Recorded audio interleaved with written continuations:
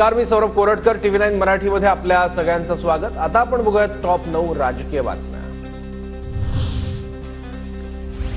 नगरमधून लंके महायुतीतून लढण्यास इच्छुक होते, पण भाजपने नगर आणि माढ्याची जागा सोडली नाही. अजितदारांची नाराजी, तर विखेंनी लंकेंना त्रास दिल्यानं ते मवियासोबत असल्याचाही दावा. नगर आणि माढाबाबतचं वक्तव्य म्हणजे शिळ्याकडीला ऊत देण्याचा प्रकार. खासदार लंकेंचा अजित पवारांना टोला. अजित पवारांसारख्या नेत्यांना असं बोलणं योग्य नाही. आढळरावांची जागा भाजपने लढली असती तर जिंकलो असतो, असं आम्हीही बोलू. अजितदारांच्या वक्तव्यावर दरेकरांचं उत्तर.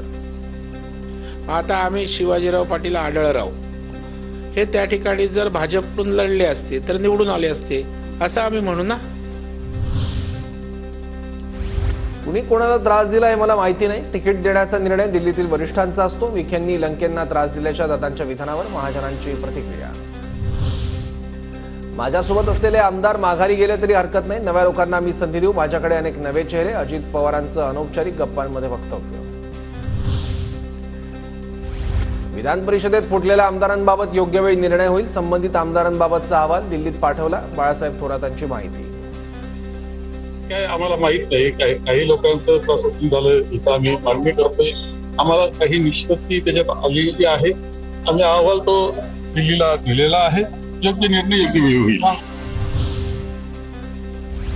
राष्ट्रवादी पक्ष चिन्ह प्रकरणी आज सुप्रीम कोर्टात सुनावणीची शक्यता. निवडणूक आयोगाच्या निकालाला शरद पवार गटाकडून आव्हान.